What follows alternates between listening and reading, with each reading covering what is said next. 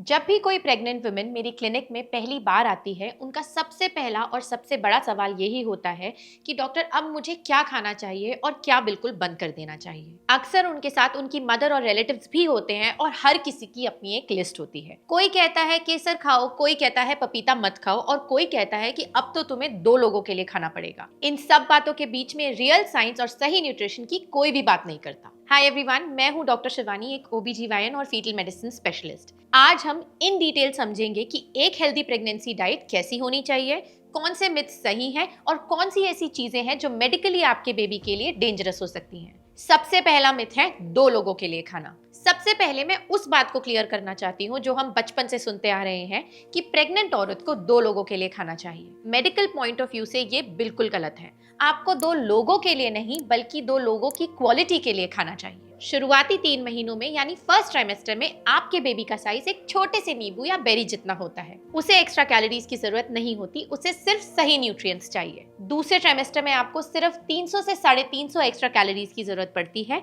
जो सिर्फ एक एक्स्ट्रा कटोरी दाल या एक ग्लास मिल्क और फ्रूट से पूरी हो जाती है। विदाउट रीजन एक्स्ट्रा खाने से बेबी की ग्रोथ तो उतनी ही होगी, लेकिन आपका वेट अननेसेसरी बढ़ जाएगा, जिससे आगे चलकर जेस्टेशनल डायबिटीज या हाई बीपी की रिस्क बढ़ जाती है। इसलिए क्वांटिटी पर नहीं, न्यूट्रिशन की डेंसिटी पर फोकस करें। अब बात करते हैं सबसे जरूरी न्यूट्रिएंट की, जो है प्रोटीन।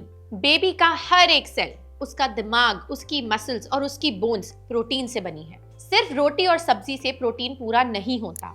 आपको अपनी हर मील में प्रोटीन का एक सोर्स रखना ही होगा। दाल हमारा प्राइमरी सोर्स है, लेकिन सिर्फ एक कटोरी पतली दाल काफी नहीं है। कोशिश करें कि आप गाढ़ी दाल पिएं या फिर स्प्राउट्स को अपनी डाइट में शामिल कर लें। पनीर, दही, एग्स, चिकन, फिश और मिल्क भी प्रोटीन का बहुत अच्छा सोर्स है। बस ध्यान रखें कि एग पूरी तरह पका हुआ हो, क्योंकि कच्चा या हाफ बॉइल्ड एग प्रेगनेंसी में सैल्मोनेला इन्फेक्शन कर सकता है। Now let's talk about omega 3 and DHA. अब हम बात करते हैं बेबी के ब्रेन के बारे में। बेबी का 60% ब्रेन फैट से बना हुआ होता है और उसमें सबसे बड़ा रोल होता है ओमेगा 3 फैटी एसिड्स, खासकर डीएचए का। ये न्यूट्रिएंट्स बेबी की विजुअल एक्टिविटी यानी देखने की क्षमता और कॉग्निटिव डेवलपमेंट यानी कि समझने की शक्ति के लिए रिस्पॉन्सिबल होते हैं। डीएचए का सबसे ज्यादा काम सेकंड और थर्ड ट्राइमेस्टर में होता है, जब बेबी का ब्रेन तेजी से ग्रो कर रहा होता है। अगर आप फिश खाती हैं तो ये आपके लिए आसान है, लेकिन अगर आप वेजिटेरियन हैं तो आपको फ्लैक्स सीड्स, चिया सीड्स या वॉलनट्स को अपनी डेली लाइफ में ऐड करना चाहिए। Now let's talk about iron and folic acid. अगर आप थकी थकी महसूस करती हैं या आपकी सांस फूलती है तो ये अनीमिया यानी कि खून की कमी हो सकती है। इसके लिए पालक और मेथी जैसे ग्रीन लीफी वेजिटेबल्स खा सकते हैं। क्रूसीफेरस वेजिटेबल्स जैसे ब्रोकली खा सकते हैं और इन वेजिटेबल्स को विटामिन सी रिच फूड्स के साथ खाइए। विटामिन सी रिच फूड्स जैसे नींबू हो गया, क्योंकि ये आपके खाने में आयरन को एब्जॉर्ब करने के लिए हेल्प करते हैं। ये आपके बेबी की स्पाइनल कॉर्ड को किसी डिफेक्ट से बचाने के लिए भी जरूरी होते हैं। एक चीज जो अक्सर इग्नोर हो जाती है वो है पानी। प्रेगनेंसी में ज्यादा पानी पीना चाहिए, क्योंकि बेबी के आसपास जो एमनियोटिक फ्लूइड है वो हर थोड़ी देर में रिफ्रेश होता रहता है। दिन में एटलीस्ट 2.5 से 3 लीटर पानी पीना चाहिए, लेकिन पैकेज जूसेस अवॉइड कीजिए, क्योंकि इनमें सिर्फ शुगर होती है, न्यूट्रिएंट्स नहीं। अब बात करते हैं उन फूड आइटम्स के बारे में जो हर प्रेग्नेंट फीमेल को बिल्कुल अवॉइड करने चाहिए। फर्स्ट इज कच्चा या आधा पका हुआ खाना। प्रेगनेंसी में आपका इम्यून सिस्टम थोड़ा सप्रेस्ड होता है ताकि बॉडी बेबी को रिजेक्ट ना करे। इसका मतलब है कि आप इन्फेक्शंस के लिए थोड़े ज्यादा प्रोन होते हैं। कच्चा मांस, सुशी या कच्चे अंडे से बिल्कुल दूर रहें।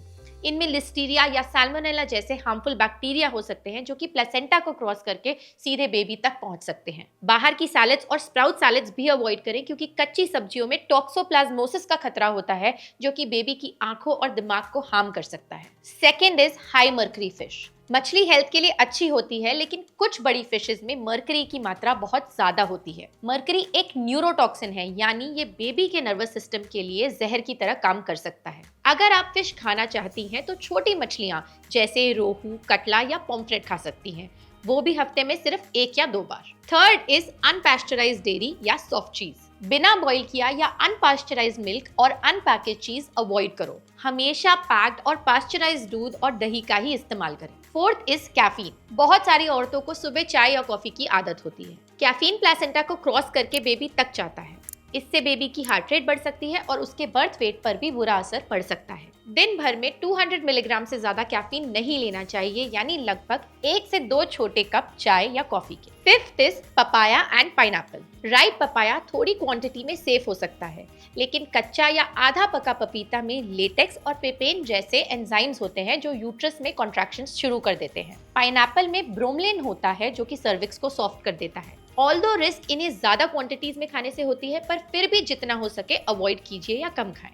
6th is salt. प्रेगनेंसी में बॉडी पहले से ही पानी होल्ड करती है। अगर आप बहुत ज्यादा नमक खाएंगी तो वाटर रिटेंशन बढ़ जाएगा, जिससे हाथ और पैरों में स्वेलिंग आ जाएगी। लेकिन स्वेलिंग से भी बड़ा खतरा होता है जेस्टेशनल हाइपरटेंशन यानी कि बीपी की प्रॉब्लम। ज्यादा नमक ब्लड प्रेशर बढ़ा सकता है जो प्लेसेंटा तक ब्लड फ्लो को कम कर देता है। पिकल्स, पापड़, पैक्ड नमकीन और ब्रेड में हिडन सॉल्ट होता है। कोशिश करें कि ऊपर से नमक डालने की आदत को बंद करें। इसको बैलेंस करने के लिए पोटेशियम रिच फूड्स जैसे कि केला खाना चाहिए। अब बात करते हैं जेस्टेशनल डायबिटीज और ग्लाइसीमिक इंडेक्स के बारे में। इंडिया में जेस्टेशनल डायबिटीज के केसेस बहुत तेजी से बढ़ रहे हैं। ये तब होता है जब प्रेगनेंसी के हार्मोन्स आपकी बॉडी में इंसुलिन को सही काम करने नहीं देते। इससे बचने का सबसे अच्छा तरीका है ग्लाइसीमिक इंडेक्स को समझना। व्हाइट राइस, मैदा और चीनी का ग्लाइसीमिक इंडेक्स बहुत हाई होता है, मतलब ये खाते ही आपका ब्लड शुगर अचानक से स्पाइक हो जाता है। इसकी बजाय कॉम्प्लेक्स कार्ब्स खाइए जैसे कि जवार, बाजरा, रागी या ब्राउन राइस। ये धीरे धीरे एनर्जी रिलीज करते हैं और आपके शुगर लेवल को कंट्रोल में रखते हैं। ऑल्सो फ्रूट जूसेस को अवॉइड कीजिए।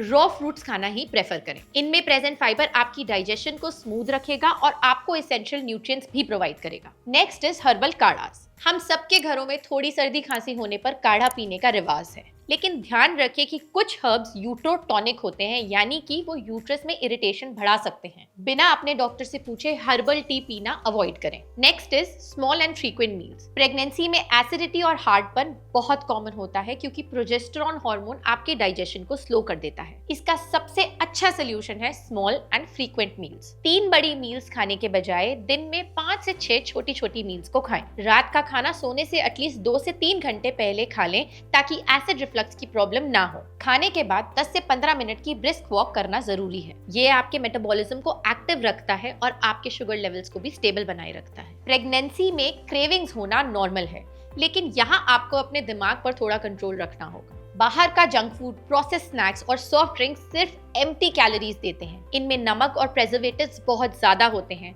अगर आपको मीठा खाने का मन है ही तो किशमिश, मखाना या खजूर ले लें। खजूर आयरन का भी अच्छा सोर्स है और नेचुरल शुगर भी देते हैं। 3rd ट्राइमेस्टर में खजूर खाना पेल्विक मसल्स की हेल्थ के लिए भी अच्छा माना जाता है, लेकिन अगर आपको शुगर की प्रॉब्लम है तो इसे भी लिमिट में रखें। बादाम, अखरोट और अंजीर प्रेगनेंसी में बहुत बेनिफिशियल हैं। अखरोट में ओमेगा 3 फैटी एसिड्स होते हैं जो कि बेबी की आंखों और दिमाग के लिए जरूरी है। बादाम कैल्शियम और विटामिन ई देता है। एक बहुत बड़ा मिथ है कि केसर वाला दूध पीने से बेबी गोरा पैदा होता है। मेडिकली बेबी का स्किन कलर सिर्फ उसके पेरेंट्स के जेनेटिक्स पर डिपेंड करता है।